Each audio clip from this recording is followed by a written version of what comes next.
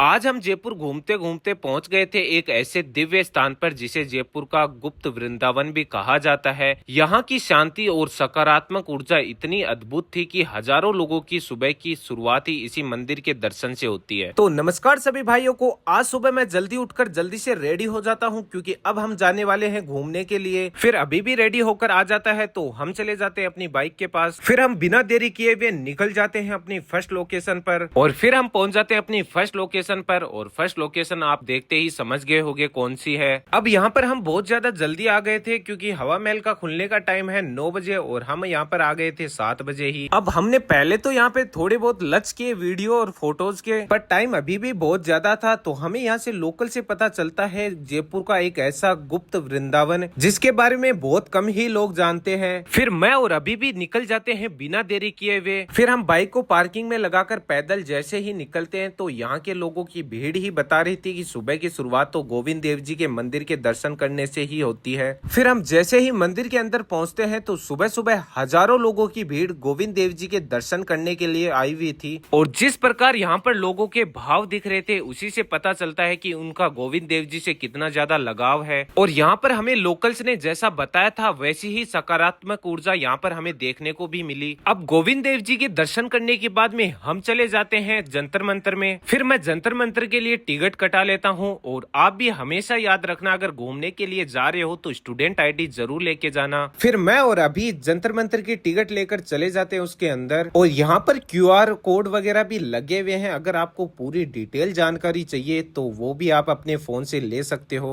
अब जंतर मंत्र में बनी ये इमारतें कोई भी साधारण इमारतें नहीं है बल्कि पत्थरों से बना एक विशाल खगोलीय उपकरण है। और इस इमारत को 1728 में सवाई जय सिंह ने बनवाया था। और यहाँ पर दुनिया की सबसे बड़ी सूर्य घड़ी भी है जो कि सूरज की लाइट से ही सेकंड तक का भी सटीक टाइम बताती है। आज तो हम फिर भी मोबाइल या घड़ी से टाइम देख लेते हैं पर पहले के समय इन्हीं दीवारों की छाया से सटीक टाइम देखा जाता था। और यहाँ पर ऐसी 12 दीवारें हैं जो कि सारों पर एक एक राशि लिखी हुई है और इसी की मदद से सूर्य और तारों की स्थिति का भी पता चलता था। दोस्तों एक बार आप खुद सोच के देखिए, करीब 300 साल पहले जब ना कंप्यूटर ना मोबाइल ना कोई आधुनिक तकनीक थी, उस समय भी खगोलीय की ऐसी इंजीनियरिंग और वास्तुकला जो कि अपने राजस्थान में है, इसके अलावा किसी भी राज्य में नहीं है। बाकी और भी ऐसी इंजीनियरिंग और कला यहाँ पर है पर सारी दिखाना मेरे लिए एक छोटे से व्लॉग में बहुत ज्यादा मुश्किल है। अब पूरा जंतर मंतर घूमने के बाद में अब हम जाने वाले हैं बाहर। अगर व्लॉग आपको पसंद आए तो व्लॉग को लाइक जरूर कर देना और नेक्स्ट व्लॉग हम कहाँ जाने वाले हैं वो जानने के लिए मुझे फॉलो जरूर कर लेना।